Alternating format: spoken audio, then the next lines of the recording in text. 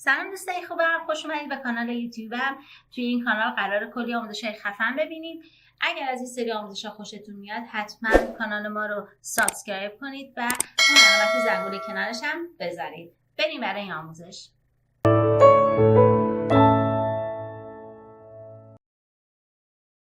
توی آموزش قراره یاد بگیریم که چطور پرده سبز رو از ویدیومون حذف بکنیم. همونطور که می‌دونید به خاطر شرایط پیش اومده اکثر کلاس‌ها مجازی شدن. خیلی از معلم‌ها دوست دارن که آموزشاشون رو به صورت پرده سبز قرار بدن و میخوان از این نرم افزار خیلی راحت و سریع این کار رو انجام بدن. من نرم افزار بسیار خوب و قدرتمند و سریع و راحتی رو که میتونم معرفی کنم نرم افزار کامتاسی هستش. برای این کار کافی هستش اون ویدیویی که ضبط شده. خب من اینجا ببینید، من اینجا ویدیوی ضبط شده با پرده سبز رو قرار دادم. خب اول از همه که ویدیوتون رو میارید با پرده سبز ذخیره میکنید. حالا توی قسمت مدیای نرم افزار خب روی قسمت کلیک میکنید و میایین ویدیو پرده سبزتون رو درگ میکنید توی این قسمت رها میکنید. ببینید ویدیو پرده سبز من وارد شد. حالا هر چیزی که من میخوام بک‌گراندش قرار بدم یا حتی میخوام رو جلوی سوژه‌مون قرار بدم میتونم وارد بکنم. من اومدم یه بک‌گراند اینجا انتخاب کردم که اینجا بک‌گراند من عکس هیچ تفاوتی نداره، میتونه فیلمم باشه. من کافی هستش اینم درگ بکنم توی این قسمت مدیا و همچنین من میخوام این میز رو هم جلوی سوژه‌مو قرار بدم. میگیرم درگش میکنم و توی این قسمت مدیا قرارش میدم.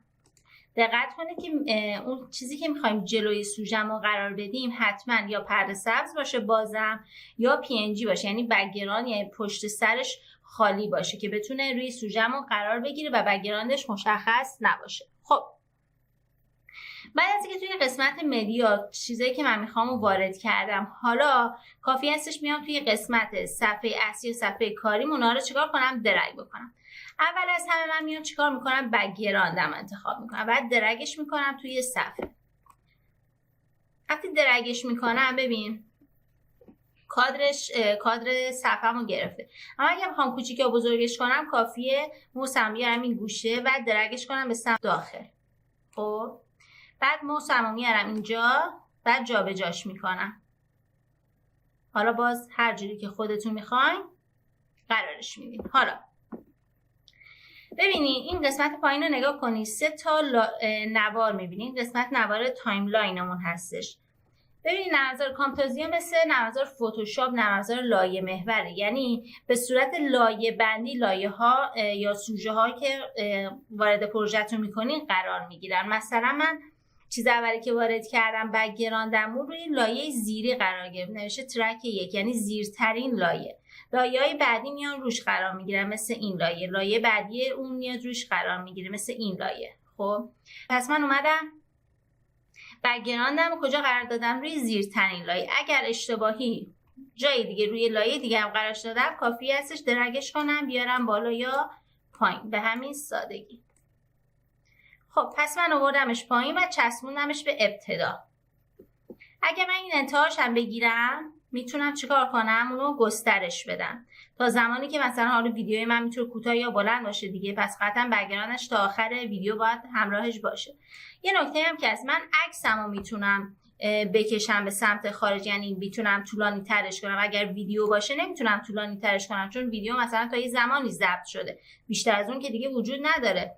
مگر اینکه بخوام کوتاهش کنم میتونم کوتاه کنم، اما درازترش نمیتونم بکنم که بتونه مدت زمان بیشتری ادامه پیدا بکنه.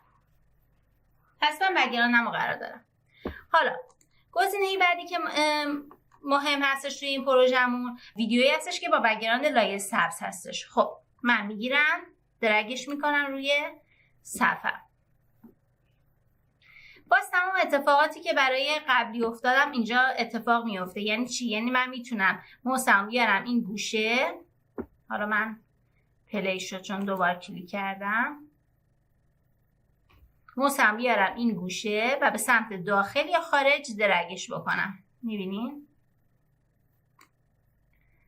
کوچیک یا بزرگ میشه تصویر من. یا بخوام تصویرم رو جابجا کنم موسم میارم داخل تصویر و جابجاش میکنم. هر جا از تصویر که بخوام قرارش میدم. لزوما نیازی نیست که حتما تمام صفحه‌مو پر بکنه. چرا؟ چون قرار نیست بک‌گراند من نیست که تمام صفحه رو پر کنه. یه سوژه است و قرار روی بک‌گراند قرار بگیره. پس من آوردمش روی این قسمت قرارش دادم. حالا میخوام این پرده سبزش رو حذف بکنم. چجوری این کار رو انجام میدم؟ کافی هستش بریم توی قسمت ویژوال افکت، روش کلیک میکنیم. یه گزینه اینجا داره به نام ریموو کالر.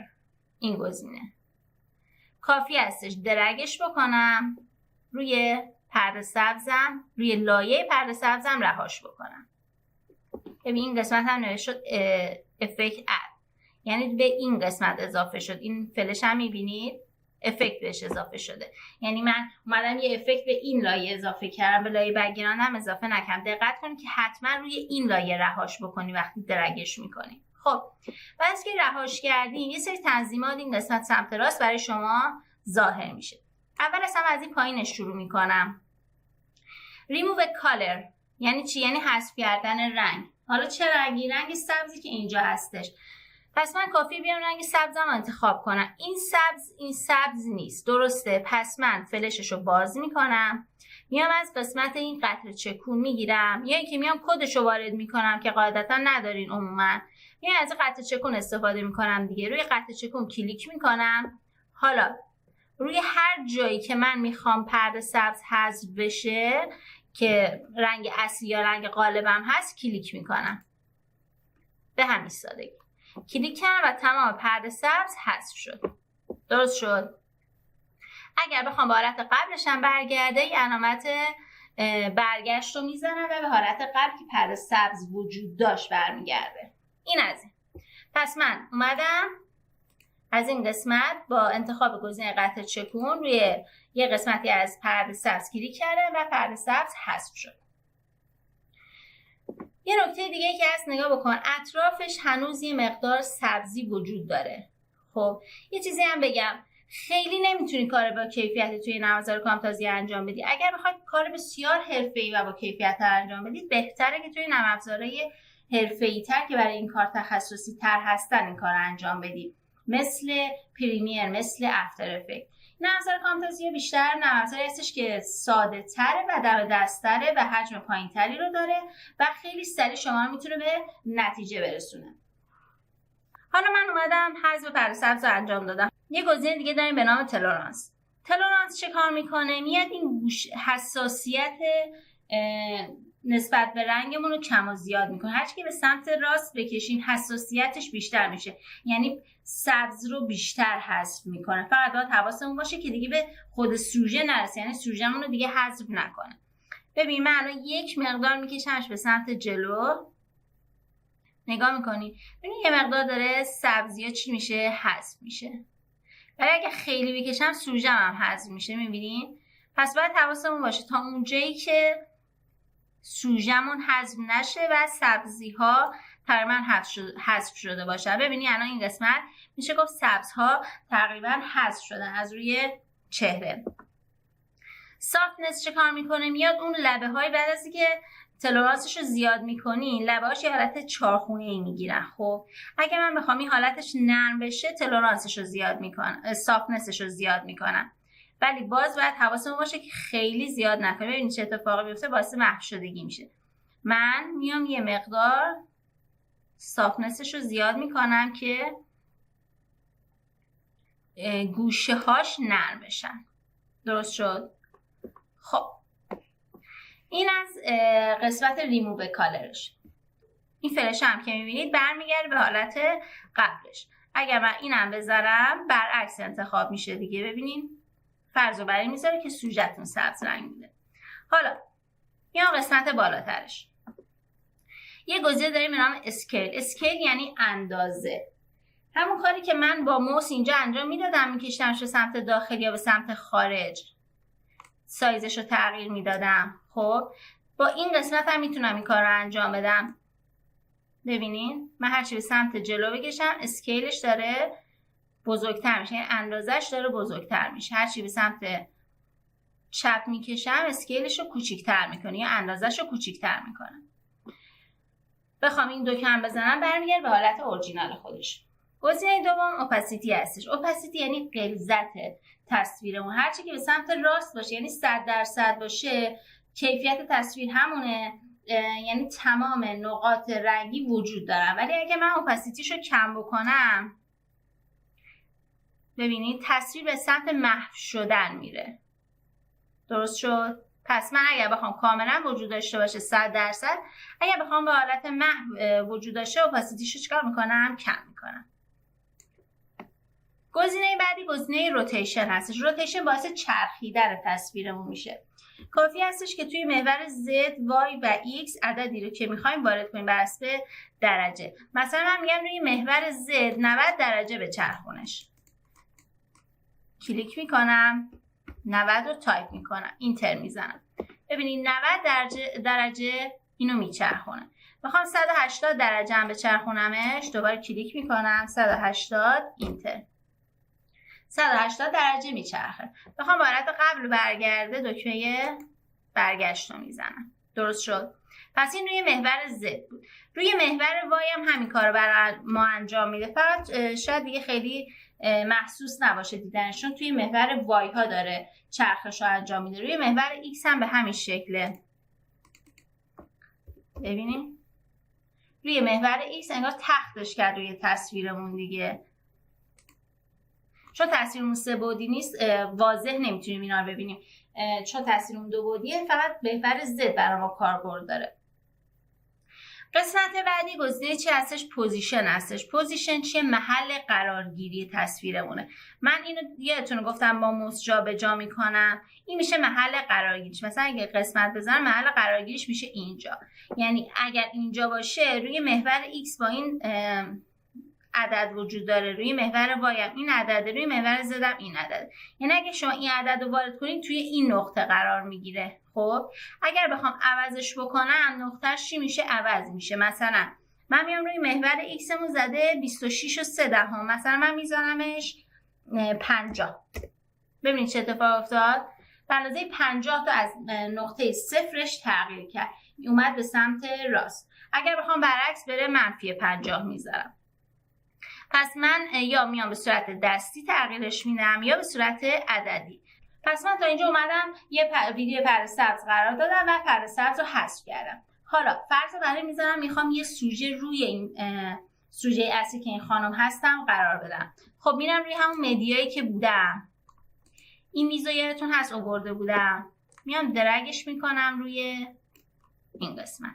ببینید بک‌گراند نداره میز من. چرا؟ چون تصویر PNGه. من اینو میذارم اینجا.